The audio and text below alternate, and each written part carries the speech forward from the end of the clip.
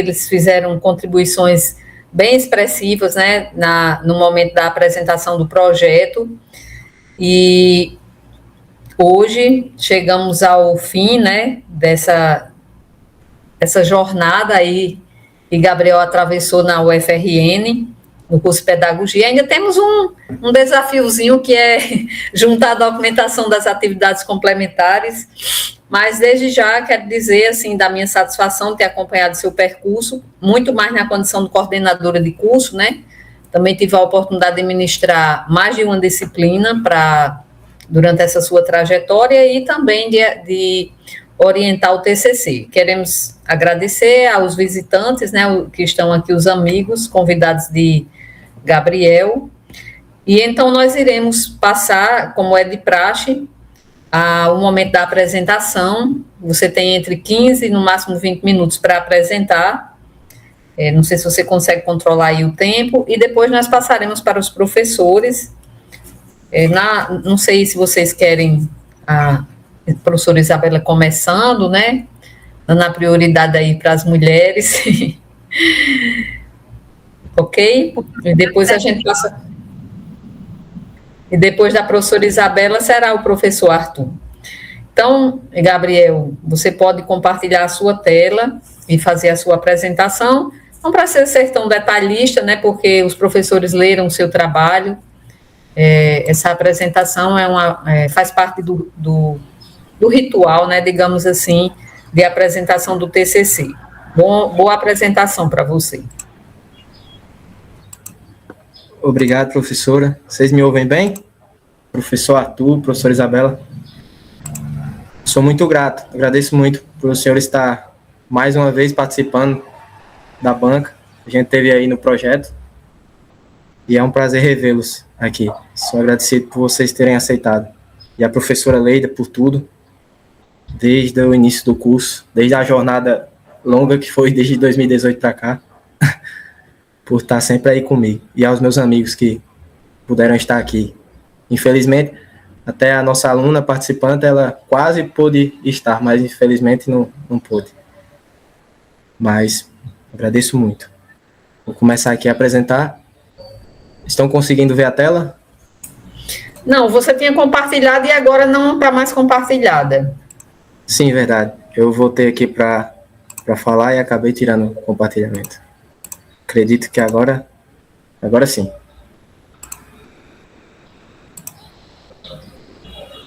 Está aparecendo, né? Estão vendo? Sim, oculte essa barrinha aí, coloque ocultar. Ocultar, sim. Então vamos lá. O tema do nosso trabalho que a gente teve nesses últimos dias, realizando entrevistas, estando ao lado tanto da nossa aluna participante, como da família dela, que também deu todo o apoio, é justamente este: o percurso acadêmico de uma estudante cega no ensino superior, no contexto da política de inclusão e acessibilidade. Um estudo de caso realizado no SERES, UFRN. Nossos objetivos geral, primeiramente, é justamente analisar como vem ocorrendo o percurso acadêmico de uma estudante cega em curso superior do SERES, no contexto da política de inclusão e acessibilidade da UFRN. Então, os objetivos específicos que a gente definiu e que a gente vai falar nessa apresentação e durante o trabalho, né, desenvolvemos, justamente mapear as ações que são realizadas para garantir a inclusão de uma estudante cega no ensino superior, no SERES do UFRN, como também identificar as dificuldades apontadas por uma estudante em seu percurso acadêmico no ensino superior. Então, nos aspectos metodológicos da pesquisa, o tipo da pesquisa é uma abordagem qualitativa, por meio da modalidade de estudo de caso. O campo empírico foi o curso superior do SERES, e a participação foi da nossa estudante cega do curso de pedagogia do SERES. Então, através dos instrumentos, a gente escolheu analisar os documentos, os relatórios da CEPIA de 2022, 23 e 24, como também realizamos essas 3 entrevistas, sendo 2 com a estudante e uma com a sua mãe. Então, nós analisamos as informações por meio de análise do conteúdo dessas entrevistas, né, juntamente com os relatórios da CEPIA. Então, essa é a nossa revisão de literatura, no que diz respeito à educação especial na perspectiva da educação inclusiva, os aspectos conceituais e históricos. Nossos autores foram Mendes, Mazota, Mantoan, né, o Brasil, Lima e Beyer. E no que se refere à inclusão no ensino superior e à política de inclusão e acessibilidade da UFRN, tivemos as portarias 1793 de 94, do Brasil, como também a 1679, /99, também Brasil 2005, e por último as Nacional de Educação Especial na perspectiva da educação inclusiva, Governo do Brasil, e a Lei Brasileira de Inclusão da Pessoa com Deficiência, que é a LBI, a Lei número 13.146, que está em vigor de 2015. Então, a nossa introdução partiu a partir disso, que nas últimas décadas houve um considerável número de alunos com deficiência, com outras necessidades específicas, que vêm sendo matriculados nas escolas regulares do nosso país e, consequentemente, também no ensino superior, como foi o caso da nossa aluna, onde a gente vai tratar tanto do percurso dela escolar antes do ensino superior, como também atualmente no SERES, já concluindo agora o 8º período, como ela se desenvolveu, como a CEPIA, né, como essa comissão que é a CEPIA, como também a CIA, que é a Secretaria de Inclusão e Acessibilidade, oferecendo a ela o acesso à inclusão e à acessibilidade necessária para ela durante o curso. Como também vamos mostrar justamente também os desafios que ela teve na educação básica também. Então, o que nos levou a tudo isso? A introdução é também a elaboração das políticas educacionais, onde a gente citou o marco da Declaração de Salamanca, e o paradigma da educação inclusiva, que perpassa toda a proposta educativa das instituições, gerando uma nova configuração nas concepções e nas práticas pedagógicas. Então, eu estive falando também um pouco do projeto, mas vale a pena citar também de como surgiu esse interesse por esse objeto de estudo. Foi justamente devido às minhas experiências pessoais, em formação em pedagogia. Então, como eu citei, disciplinas, como a disciplina lecionada pela professora Leida, de Educação Especial e Educação Inclusiva, onde eu tive acesso a aqueles conteúdos que me deram a inspiração, me fizeram, vamos dizer, amar o assunto, o tema da inclusão e como ela ocorre com uma pessoa com necessidade específica. Como eu citei lá, o vídeo com respeito ao menino, o vídeo da Organização Nacional do Cego da Espanha, como também o filme Milagre de Annie Sullivan, também alunos que eu pude conhecer na minha trajetória, como Rodolfo, que é formado em História, como a disciplina que eu pude estar ao lado da nossa aluna, que é tema desse trabalho. Tudo isso me levou como também a experiência no estágio, onde eu pude conhecer, na época, uma criança de 3 anos, que também era cega, e como isso me levou. Essas experiências me levaram a ter o desejo de falar sobre isso, sobre esse tema.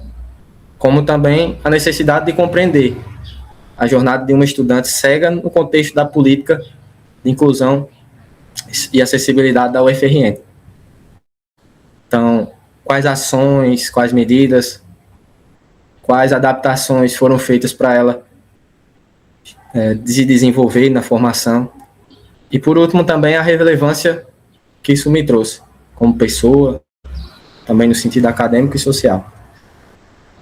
Então, analisando os resultados, as discussões com respeito ao que a gente detectou nessas entrevistas, nós vamos apresentar esses resultados e também consideramos importante destacar que ele foi obtido por análise dos documentos e das entrevistas. Então, a gente estruturou da seguinte forma: a gente vai trazer uma caracterização da participante, como também a gente vai falar sobre esses 2 eixos, que a gente relacionou aos objetivos específicos. Então, a estudante participante desta pesquisa, ela tem, neste ano de 2025, a idade de 25 anos. Ela reside em um município que fica localizado a 45 quilômetros de Caicó, cidade em que está situado o Ceres,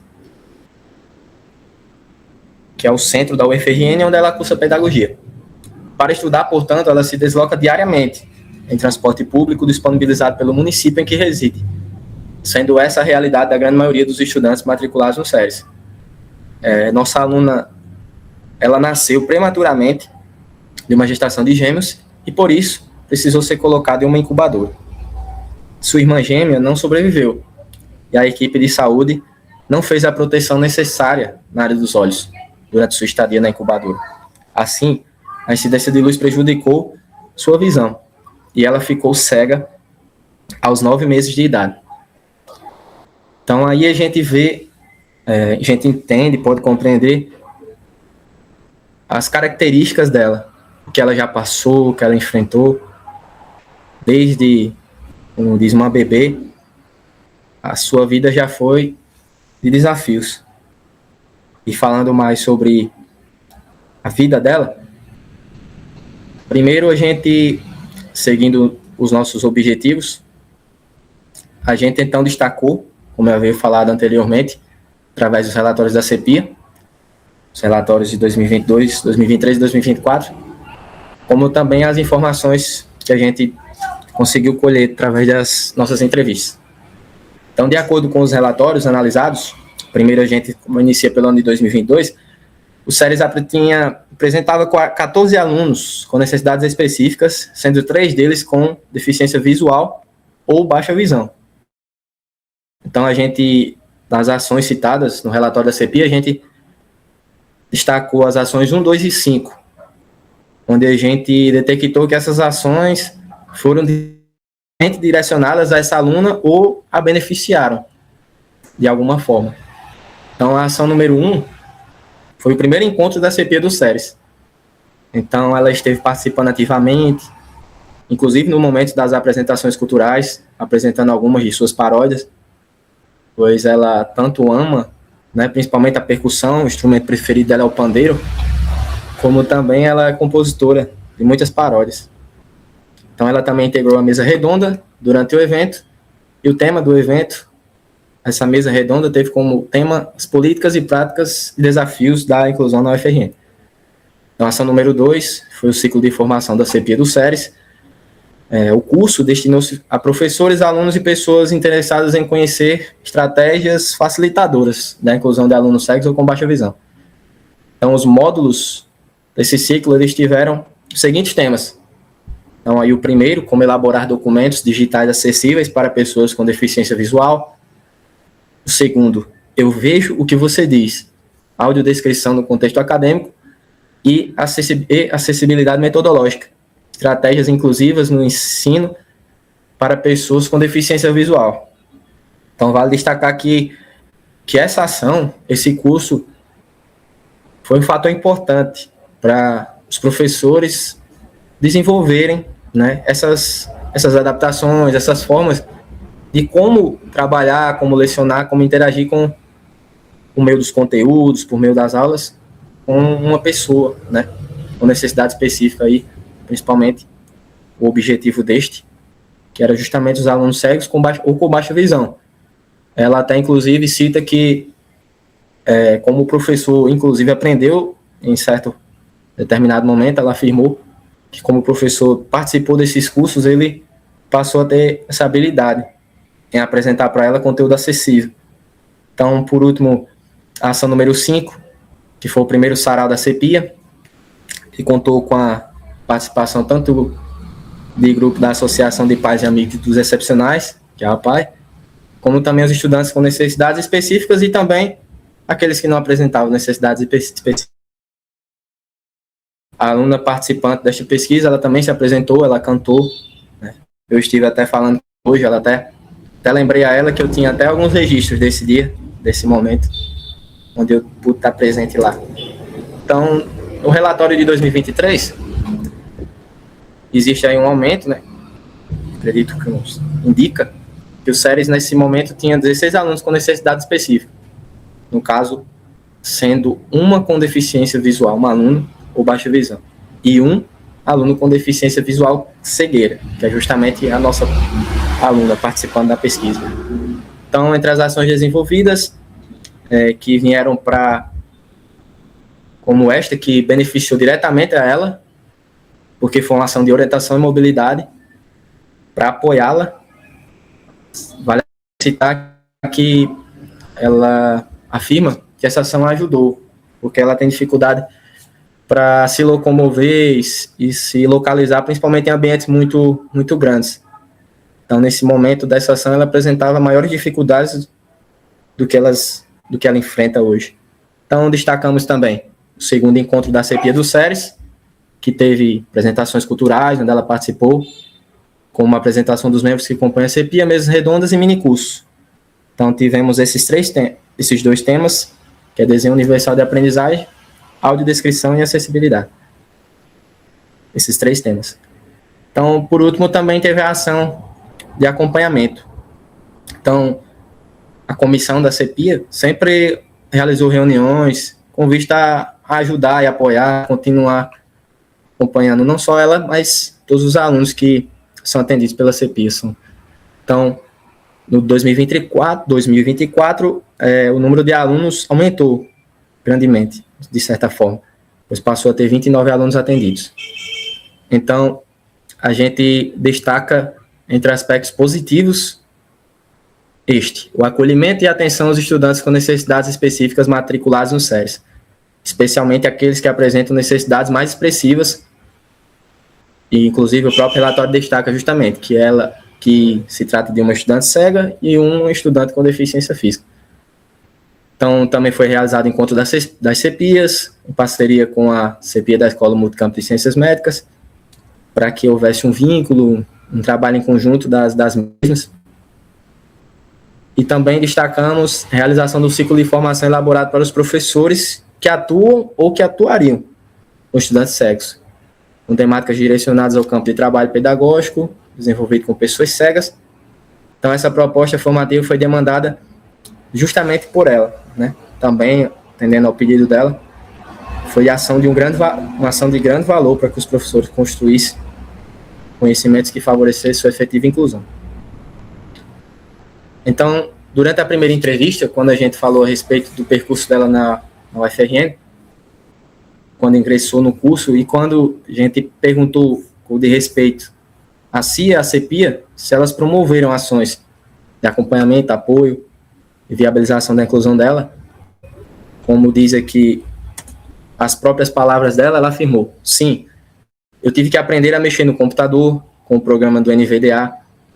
Eu fui para Natal para eles instalarem esse aplicativo no meu computador para que eu tivesse acesso aos conteúdos acessíveis. E lá também tem um laboratório, também eu sou inscrita no laboratório, também de lá, que também tem algum material que não é acessível, eles transformam lá em PDF acessível. E também tem a tutoria inclusiva, onde Graça acompanha desde o começo. Então ela também explica que eles arranjaram a tutora para mim, que antes era para ser uma pessoa com um ano à frente, mas aí fizeram a exceção de Graça, porque ela ia no mesmo carro que eu, a cidade era mais próxima, e até hoje está assim. Inclusive, mais à frente a gente vai citar que essa foi uma exceção feita para ela, como ela mesma citou. Tutoria é para alunos, por exemplo, se alguém entra no primeiro, a tutoria é para um aluno que já está no terceiro, mas foi feita essa exceção, e inclusive Graça foi quem auxilia desde o início do curso. Então, sobre as dificuldades que ela aponta, continuando, né, sobre a sua história, pelas suas próprias palavras, ela diz: eu nasci prematura, passei um tempo na incubadora, e a luz da incubadora queimou a retina dos meus olhos. Com 9 meses eu fiquei cega totalmente, e 9 meses de nascida. E sobre a infância, como foi a reação dos pais, quando a gente perguntou sobre o que ela lembrava, ela cita justamente que quando meus pais descobriram, foi aquele impacto. E aí, como é que vai ser o meu desenvolvimento? Eles ficavam pensando assim. Eles ouviram falar do instituto que tinha lá em Natal, que é o Instituto dos Cegos, E eu comecei a ir para lá. Minha infância todinha foi lá que eu fui aprender o braille. Mas desde o começo, assim, eu senti que faltava alguma coisa, sabe? Eu senti que estava faltando alguma coisa em mim. Um exemplo é que eu sempre tinha minha autoestima baixa, que na minha cabeça eu não podia fazer as coisas por causa da minha cegueira. Eu comecei a frequentar um psicólogo. Até hoje eu vou, assim, no psicólogo. Mas não é tão frequente como antes. No começo foi difícil, sabe? Ir para Natal. Eu morei até um tempo em Natal por causa disso. E no período da minha alfabetização. Depois foi diminuindo nos dias lá no instituto. No começo foi assim. Então, o Instituto de Reabilitação e Acompanhamento dos Cegos foi onde ela passou o percurso acadêmico, como mais na frente ela vai. Inclusive, a primeira etapa escolar dela foi toda desenvolvida lá. Então, quando perguntamos sobre os relacionamentos nos ambientes familiares e amizades que ela tinha na infância, perguntamos se a cegueira dificultou, se a fez se isolar de relações sociais com pessoas, se levando ela a ser uma pessoa reservada. Ela fez as seguintes considerações. Desde a minha infância até hoje eu não tenho tantos amigos, não. Pouquíssimos por causa disso, porque eu não sei. Acho que tem gente que tem medo, assim, de se aproximar, de conversar, alguma coisa, porque não sabe como agir diante dessa situação. Mas eu ia para festinhas, de escola, essas coisas. Mas era mais com minha família. Quando eu ia para alguma festinha desconhecida, era só. Eu ficava só no cantinho, assim. Diante dos relatos feitos pela participante, a gente também questionou se ela costumava se comunicar com as pessoas nos momentos que ela citou, se as pessoas também tentavam interagir com ela. Então ela respondeu, porque não tinha como eu interagir muito, porque não tinha como eu falar com as pessoas sem ver elas. A pessoa tinha que chegar em mim, mas aí não era tanta interação por causa disso, por causa do preconceito das pessoas. Então ela também explica sobre a trajetória dela, como eram realizadas as aulas dela no ensino básico, depois que ela passou a frequentar a escola na cidade dela. Ela diz justamente isso. Eu frequentei a escola na minha cidade mesmo, a escola da minha cidade mesmo. A professora teve que aprender o braille para terminar o meu processo de alfabetização. Eu era acompanhada pela sala de recursos multifuncionais, era professora de AE, não tinha, pelo menos na sala de aula mesmo, não tinha ninguém para me acompanhar. Só contava com a ajuda dos meus colegas mesmo, para ditar as coisas que tem no quadro e para me levar aos lugares. E as atividades eram em braille, através da impressora. Quando a professora lá aprendeu a utilizar esses recursos, ela colocava as perguntas em braille, eu respondia em braille, aí ela transcrevia para a tinta e depois passava para os professores e os professores corrigiam e davam a nota. Quando eu tinha essas coisas no quadro, tinha que alguém ditar para mim para eu copiar. E no livro não tinha como eu fazer nada. Era em tinta e às vezes eles batiam xerox da parte do livro para colocar na impressora braille para transformar em braille. Então assim a gente vê como foi o percurso dela na escola. Inclusive mais adiante, na parte da mãe dela, ela explica como foi esse impacto também quando ela chegou na escola, onde as pessoas não estavam preparadas para recebê-la. Então a mãe dela afirma, era tão engraçado, os professores não sabiam passar os conteúdos para a Nayane, que eles passavam coisas escritas e queriam que a Nayane tivesse conteúdo em mão. Quem ajudava ela eram os alunos a ditar para ela, para escrever em braille. Os professores não queriam ditar, porque diziam que não era obrigação deles de ditar para a Nayane, ter o conteúdo dela em braille. Porque na sala de aula, ela, que é a professora, copiava no quadro e os alunos é quem ajudavam a Nayane a ter aquele conteúdo, porque eles ditavam para ela e ela escrevia em braille. E tinha deles que passavam desenhos para ela descrever o desenho. Como é que ela ia descrever se ela não estava vendo aquele desenho? Teve um dia em que eu peguei uma briga com a professora por causa disso. E sabe o que foi que ela me disse? Que eu arranjasse uma escola particular. Então a gente vê aí a realidade da escola em que ela estudou, onde além das pessoas não estarem preparadas, não tinham desejo, né, a intenção de ajudá-la, mesmo que em coisas mínimas, a ter pelo menos um pouco, né, de acessibilidade e de inclusão. Então, na universidade, como ela fazia os trabalhos? Eu ia sugerir que, se você quiser passar para as considerações finais, eu acho que não tem problema, porque como os professores leram todo o trabalho, e acaba o tempo voando, né? E ainda tem... Professor, eu percebi também que já ultrapassou mesmo. Tem 3 slides aí que tem bastante texto, acho que você já pode ir para as considerações e depois os professores vão interagindo, eles já leram. Combinado. Então, ao término desse trabalho, retomamos os nossos objetivos específicos para refletir a respeito deles. Então, esse era o primeiro objetivo, entender quais eram as ações que apoiavam, que foram feitas em prol dela ou para apoiá-la.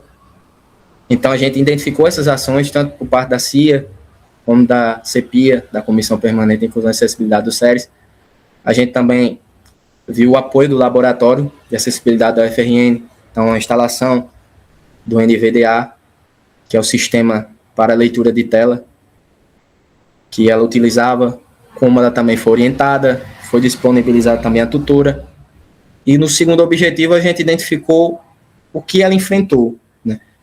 Desde o seu nascimento, desde seu início na escola, no ensino básico, desde as dificuldades que ela enfrentou no SERES, que eram algumas das coisas que eu ainda iria ler, mas vale destacar somente isso. Ela destaca que houve apoio, sim, em grande parte dos professores, de oferecer conteúdos acessíveis. Ela também conta que, infelizmente, às vezes, o professor queria só aquele texto e, infelizmente, não era acessível. Mas esses foram os desafios dela.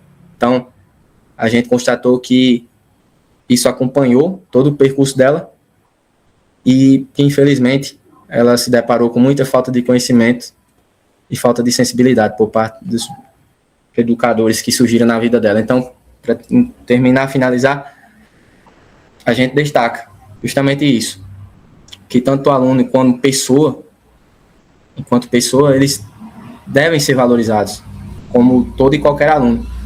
Então, qualquer instituição educativa, ela precisa respeitar a diferença que cada pessoa tem. E isso deve ocorrer na prática. Que a pessoa tenha, sim, o direito a ser incluída e ter com que aqueles ao seu redor façam todo o possível para isso. Então, a gente, através dos resultados, a gente viu, em relação à possibilidade da inclusão de um aluno cego no ensino superior, que isso deve ser cada vez mais estimulado, continuado, incentivado, que cada vez mais as oportunidades sejam ampliadas, porque isso enriquece o aprendizado. Então, o convívio na instituição educativa permite compreender a trajetória de pessoas que têm limitações, que a maior parte das pessoas não tem, mas que elas podem aprender quando elas se dispõem e não desistem diante dos problemas. Então, que cada vez mais vagas e possibilidades para as pessoas com deficiências existam no ensino superior, para que eles sigam uma carreira acadêmica, tendo acesso aos recursos e toda a assistência necessária. Então, a gente destaca isso, que a gente mais aprendeu com ela do que ela, eu tenho certeza, aprendeu da gente em toda essa trajetória no curso superior. Então, para terminar, a gente destacou a política de inclusão e acessibilidade para pessoas com necessidades específicas da UFRN, que é uma rede para fazer com que todos os centros eles tenham como desenvolver e facilitar o processo desses estudantes. Então, a gente acredita, como eu até citei já, mais a gente aprendeu com ela do que ela conosco. Então é isso, eu agradeço. Desculpe que eu estourei o limite, mas muito obrigado, professores. Essas são nossas referências e eu agradeço muito mesmo, por toda a atenção. Obrigado. Obrigada, Gabriel, pela sua apresentação. Se quiser encerrar o compartilhamento da tela, pode encerrar. Nós vamos passar agora para a nossa colega professora Isabela, para ela fazer suas considerações. Olá, novamente. Dizer a Leida e a Gabriel do prazer que é poder estar participando agora e ver os avanços no TCC2, né? Como a Leida bem mencionou, eu e Arthur estivemos presentes no TCC1 de Gabriel, e a gente pôde ver agora no TCC2 o quanto que ele avançou, né? O zelo que ele já apresentava na escrita e na composição no seu TCC1, ele permaneceu com esse zelo no TCC2 e também seguiu muitas das nossas orientações. Então, é um prazer reencontrar esse trabalho de Gabriel, né? É um reencontro com o trabalho de Gabriel. E é perceptível na fala dele essa questão da aproximação dele com a entrevistada, da aproximação dele realmente com essas vivências, né? Ele teve realmente uma imersão no processo de pesquisa, né? De maneira a sensibilizar-se com a situação E aí, quando você traz nas suas considerações finais o aprendizado que você teve ao longo desse processo, com relação a todas as vivências e dificuldades que ela enfrentou, mas vale ressaltar que é importante que ela tenha esse direito sim, não pelo fato de um favor, né? É lei, é uma garantia que é lei. Então, foi realmente um processo muito difícil que ela vivenciou, principalmente na infância, e embora enfrente dificuldades no ensino superior, tudo que ela demanda de acessibilidade não é um favor que é concedido a ela, mas é um direito que é garantido, né? Ela tem esse direito. Então, eu vou agora partir para os meus comentários sobre a leitura do texto do Gabriel. Com relação a normas técnicas, a pequenos detalhes, eu não vou me atentar muito, porque eu fiz as minhas considerações no Word, no documentinho Word que eu recebi, e eu vou passar para a Leida e para você, para que vocês possam juntos ir analisando, porque teve pouquíssimos detalhes que eu percebi, uma citação ou outra que precisava padronizar, mas vamos lá. Tirando essa parte da questão das normas técnicas, deixa eu ver aqui qual foi o meu primeiro comentário. Elogiar a construção dos seus agradecimentos, né? Ficou muito bonita a construção dos seus agradecimentos, como você elaborou, né? Trouxe muita personalidade ao trabalho, revela um pouco mais sobre quem você é enquanto pesquisador. Seus valores, está muito bem construído, o sumário está bem organizado, a paginação correta, a introdução com os elementos necessários, a uma introdução está coerente, está completa. Eu estou indo aqui ponto a ponto no trabalho para encontrar os comentários. A revisão da literatura, você traz os autores. Eu acredito que a maior parte dos meus comentários está nos seus resultados. Deixa eu ir passando aqui, ponto a ponto. Vamos lá. Traz os aspectos normativos da legislação. Metodologia, trazendo diálogo com os autores. Está pertinente. Estou chegando aqui já na parte dos resultados e discussões. Aqui é o ouro do seu trabalho, porque é aqui onde você vai trazer a parte das entrevistas, a parte dos relatos, né, que você trouxe também agora na sua apresentação. E aí, eu tenho algumas sugestões para você fazer. Eu não tenho, assim, muita prática com publicações sobre entrevistas, né? Eu não escrevo muitos artigos trabalhando com entrevistas. Mas você coloca em alguns tópicos aqui, você traz entrevista 1, em outros entrevista 2. Então, eu fui pesquisar aqui nas normas da ABNT como é que seria mais adequado para você trazer para o seu trabalho, né? Acabei de encontrar aqui na página 34, tem uma citação sobre a política de inclusão e acessibilidade, que não está com referência. Vou deixar o comentário aqui para você ver depois. Só inserir aqui o comentário. Então, Gabriel, vamos lá. Primeira pergunta, você pode me responder agora, tá? Você quer manter em sigilo a identidade da entrevistada, não é isso? A princípio, inclusive, essa era a nossa intenção. A princípio. Inclusive, até os professores, só pelos detalhes, né, na apresentação do projeto, já descobriram quem era. Vocês já desenvolvem um trabalho também, a conheceram do curso. Mas eu sei que, inclusive, na parte das palavras da própria mãe, o nome dela é até citado. Eu até tive essa dúvida se deveria deixar ou não, mas a gente acabou deixando da mesma forma. É assim, se tudo tem que estar em acordo com a entrevistada, né? Se a identidade dela for revelada, aí tem que ter a questão da autorização assinada por ela, tem que ver essa questão. Mas não é problema, se é só questão de padronizar, porque, pronto, aqui de acordo com a BNT, nós temos algumas possibilidades. Se você fosse divulgar a identidade dela, você poderia trazer também nas referências as entrevistas, e aí colocava o sobrenome do entrevistado, depois o nome, o título da entrevista, e o título da entrevista ele pode ser nomeado de acordo com a temática que foi dialogada no dia, né? O mês, o local, o ano em que ocorreu essa entrevista. Caso você não queira divulgar a identidade dela, seja mais simples para você deixar entrevistado ou entrevistada, e aí eu aconselho que você também não deixe no texto, porque se em algum momento você menciona o nome da pessoa, então você deixa, né? Só coloca entrevistada, né? A entrevistada, para deixar padronizado. Ou totalmente, digamos assim, sigilo, ou então totalmente você mostrando quem é. Né? Aí é uma questão de escolha para você ver depois se você vai deixar dizendo quem é ou se não.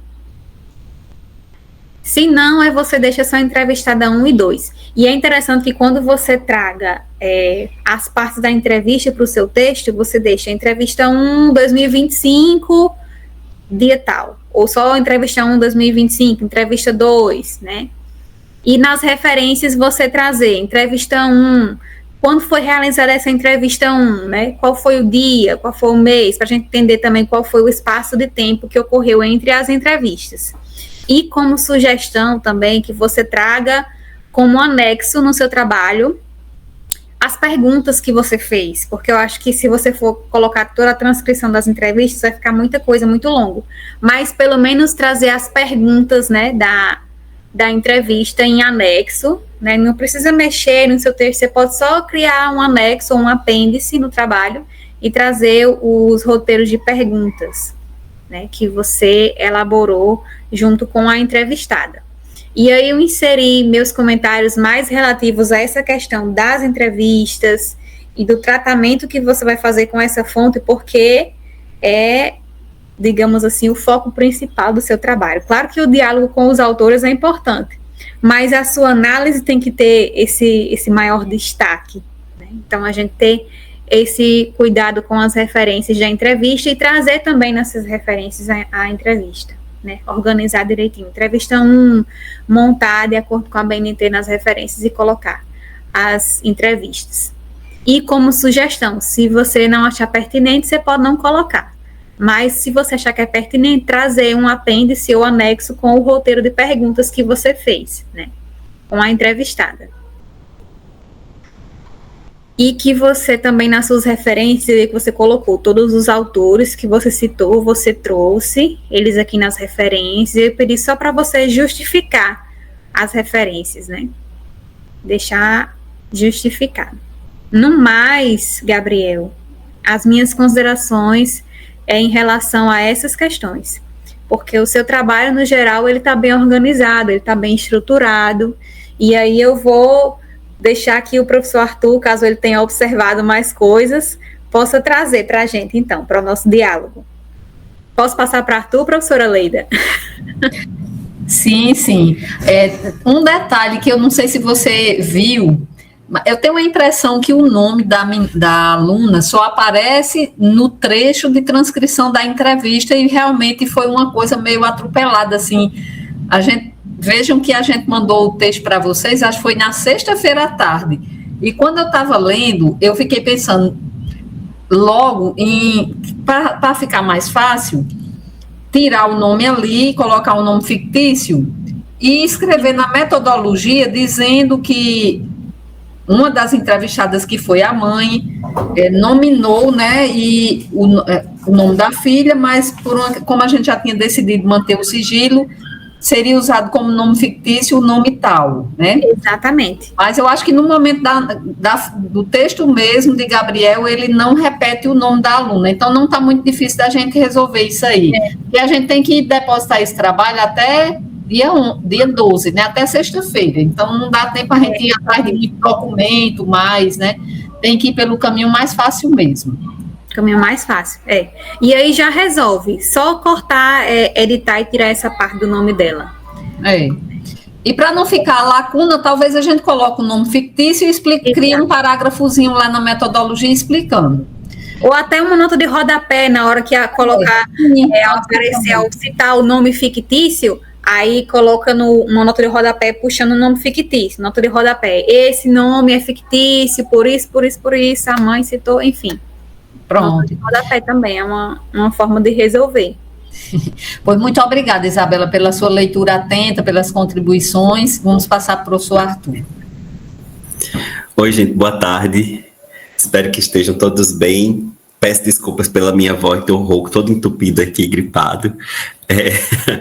Quero inicialmente agradecer mais uma vez a Leida e a Gabriel pelo convite, pela confiança, né, de colocar nas nossas mãos o trabalho de vocês, para nossa leitura, para nossa apreciação. Então, muito obrigado mais uma vez pelo convite, pela confiança. É um trabalho que eu e Isa já viemos acompanhando desde o TCC1, né?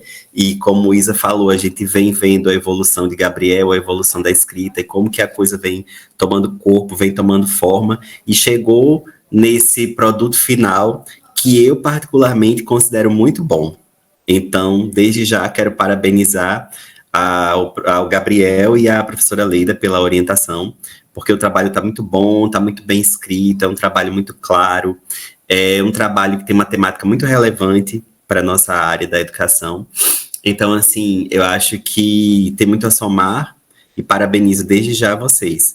A minha fala vai ser super breve, porque assim, como eu e Isa, a gente é bastante próximo, a gente sempre conversa um pouco sobre os trabalhos quando a gente está em banca junto, e a gente evita de ficar se repetindo. Então eu não vou repetir as coisas que Isa trouxe, as considerações que Isa trouxe, porque eu também concordo com elas, principalmente com relação às perguntas. Eu acho que é muito válido trazer as perguntas para a gente entender um pouco. Você traz as respostas da estudante, mas eu acho que quando a gente tem acesso às perguntas que foram feitas, a gente consegue visualizar melhor, entender melhor a dinâmica, a lógica. Eu acho que isso é muito válido, sim, de trazer.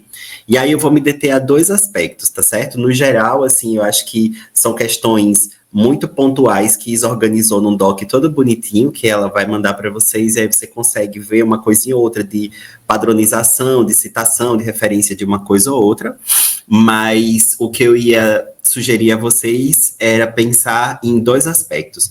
O primeiro aspecto você pode trazer já para a introdução do seu trabalho, que eu acho que para nós que estamos aqui, para todos nós que estamos aqui, nós entendemos de maneira muito clara a relevância desse trabalho.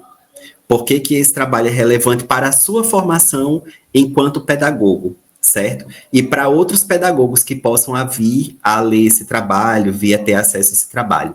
Mas aí talvez para uma outra pessoa que venha a ler o trabalho e que talvez não seja da mesma área que a gente, talvez essa pessoa sinta a necessidade de entender um pouco melhor essa lógica. Por quê? Porque no senso comum, as pessoas ainda têm muito aquele olhar de que pedagogo é professor de criancinha, né? Que vai lidar só com a educação infantil, no máximo os anos iniciais.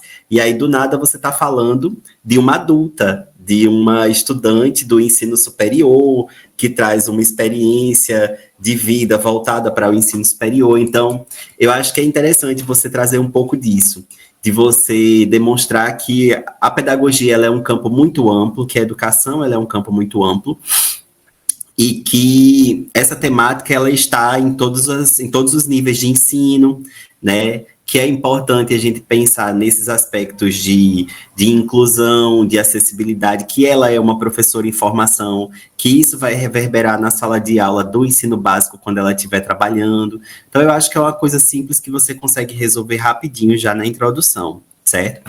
E o outro aspecto que eu vou falar com relação mais aos resultados e discussões é que eu senti um pouco de falta de Gabriel. Em que sentido? As ações da CIA estão lá, as ações da CEPIA estão lá, tá tudo bem claro, tá tudo bem desenhado, tudo bem delineadinho. A fala da estudante que foi entrevistada tá lá, então ela também tá lá presente, mas eu senti um pouco de falta de você enquanto pedagogo que estudou aí 4 anos e meio, que se formou e que agora está concluindo esse processo e já entende sobre todo esse processo de formação, sobre inclusão, sobre acessibilidade, sobre alfabetização, sobre tudo que você estudou durante esse curso, e você, como essa pessoa agora, pedagogo, consegue dizer assim, nessa fala da estudante, a gente consegue observar isso, isso e isso. E aí você traçar uma análise crítica daquilo que é pensado enquanto ação, enquanto política, e aquilo que ela traz, sabe? Para fazer aquele diálogo, dizer, isso aqui foi bem positivo, isso aqui realmente foi proposto dessa forma, ela sentiu assim, a coisa chegou, foi legal. Esse outro aqui eu achei que não, eu achei que na fala dela, tal aspecto não contemplou aquilo que inicialmente era um objetivo de tal ação, e isso talvez denote tal coisa por causa disso, por causa daquilo. Você mesmo se colocar, sabe? Você não precisa colocar necessariamente, eu acho isso, eu penso aquilo, mas você trazendo a partir da análise, sabe, do material, dizer a partir da fala da entrevistada, em comparação com as ações que foram pensadas, a gente consegue tecer tal paralelo, consegue pensar assim, consegue pensar assado. Não é muita coisa, não. Né? A gente está com um tempo bem apertado, a gente sabe do contexto, de que não dá para fazer muita coisa, também nem precisa, porque o trabalho já está muito bom. Então, assim, não é muita coisa para fazer, não. Quando a gente fala assim, a gente tá tão aperreado que parece que é coisa demais e a gente vai ficando agoniado, né? Mas não é, não. É coisa simples. É um detalhezinho ou outro que você pode dar aquela pimentinha, sabe? Que dá um tchan no trabalho. Eu acho que isso, se você conseguir fazer em pelo menos uns 2 ou 3 pontos ali dos seus resultados e discussões, vai potencializar demais e vai ganhar uma cara de análise crítica mais consistente que vai elevar muito o valor do seu trabalho, para além do que já está muito bom, tá certo? Então, eu acho que eu me atenho a esses 2 pontos, porque os demais aspectos que eu tinha pontuado, Isa também já pontuou, e aí estamos aqui para qualquer dúvida, qualquer coisa, estamos aqui para somar. E, mais uma vez, parabéns. Pode falar, Gabriel, dialogando aí com o professor Arthur. Agradeço, professor Arthur e professora Isabela. Agora que vocês citaram mesmo esses detalhes, realmente dá para perceber que faltou como o professor Arthur falou, só esse tchan, esse detalhe que poderia ser melhorado, aperfeiçoado, e que faltou um pouco de mim mesmo, em alguns detalhes. Como também as normas e os detalhes que a professora também citou. Se eu compartilhasse o áudio que ele mandou para mim, quando ele mandou o trabalho, assim, a versão que ele fez, essa parte dos resultados, né? Aí ele diz exatamente isso, ele diz, professora, eu trouxe ali as entrevistas, tudo o que eu achei que era importante, que tinha a ver com os objetivos, mas eu acho que faltou um pouco de mim, eu acho. Ele disse desse jeito. Mas... Perfeito, então foi exatamente isso que eu senti também, Gabriel. Mas assim, eu acho assim, eu concordo com o Arthur. Numa leitura mais tranquila, agora que já passou pela banca e tudo, você pode acrescentar 3 linhas aqui, 3 linhas acolá, numa posturazinha mais crítica, né? Por exemplo, tem um momento que fala que os professores passaram a usar textos acessíveis, mas tem um momento lá na fala dela que ela diz que ainda tem texto que não é acessível, então as coisas não estão fluindo tão bem assim, né, como possa parecer num determinado momento. Então, pegar essas sutilezas assim e vendo que as coisas não estão tão bem e que precisam continuar sendo bem cuidadas, né? Mas é isso, Arthur, Isabela, muito obrigada pelo olhar atento de vocês. Agora eu vou pedir aos participantes aqui que se ausentem para a gente discutir a ata. E daqui a pouco eu mando lhe dizer, Gabriel, aí você comunica para os amigos que já podem entrar para a leitura da ata, quando a gente terminar, viu? Combinado, professor. Agradeço muito.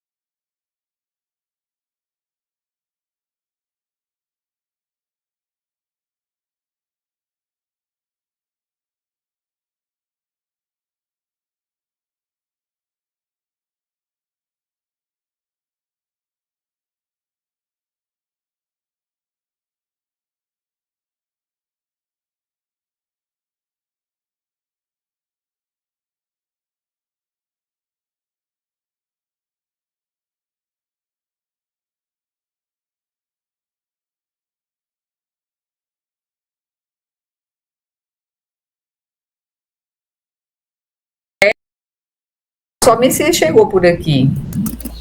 Foi. Eu ver o que ele falou, ele respondeu aqui.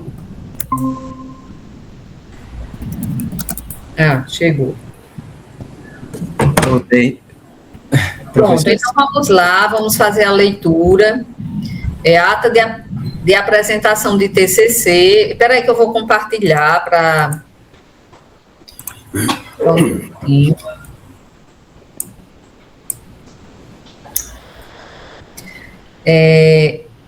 Aqui tem os dados, né? A data de 8 de dezembro, o horário, o nome do estudante, Gabriel Fidelis Alves de Araújo, os professores, a titulação dos professores. E aqui a gente vai passar para o parecer, né? A banca se reuniu e emitiu o seguinte parecer.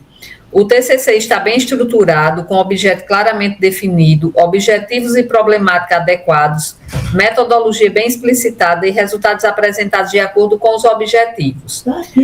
Apresenta a revisão de literatura pertinente ao estudo e uma temática relevante.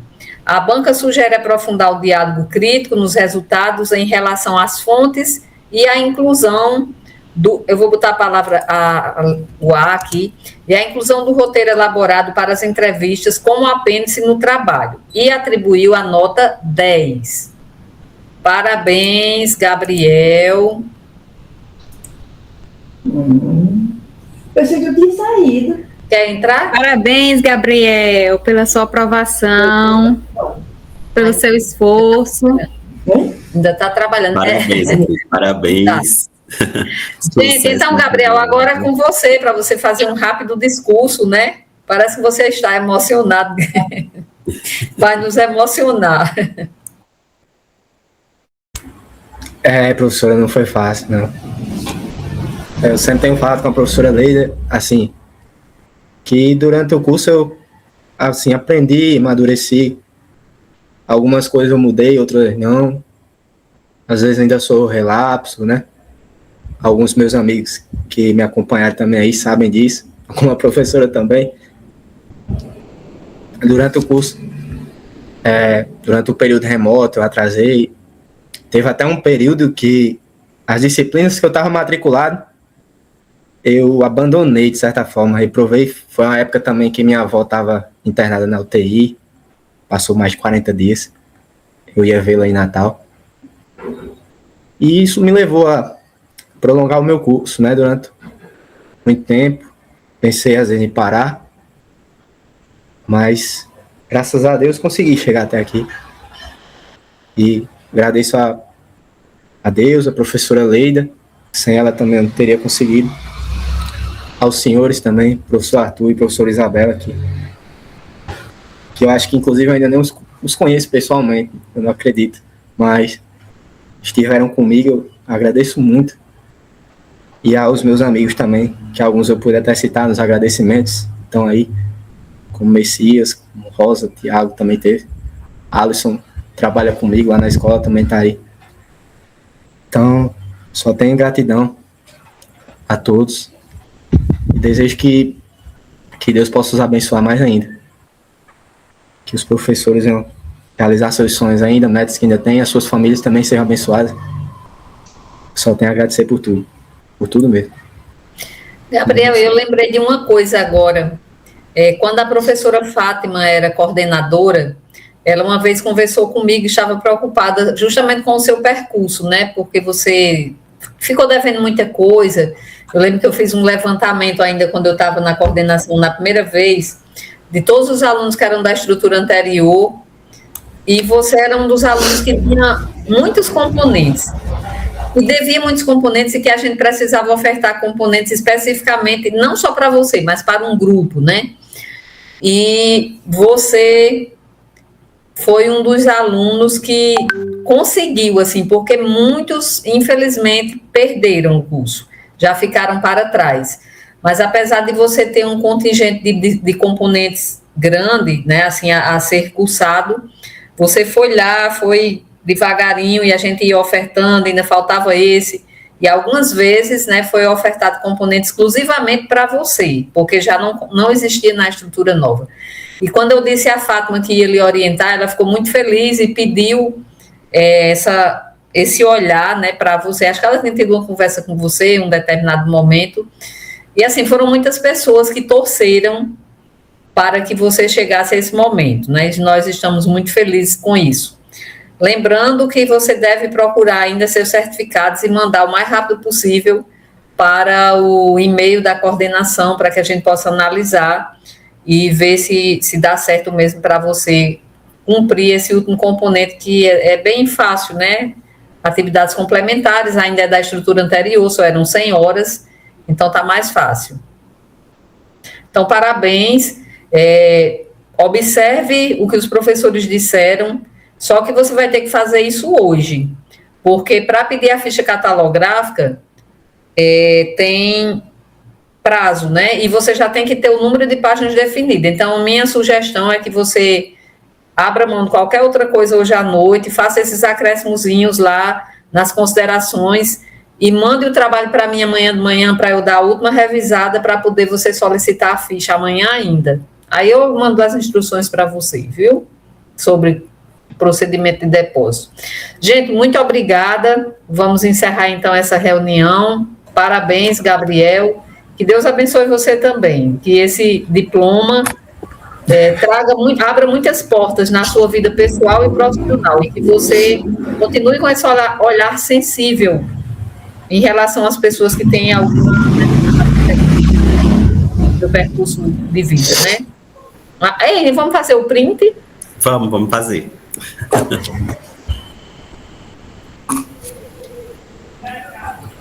Vamos lá.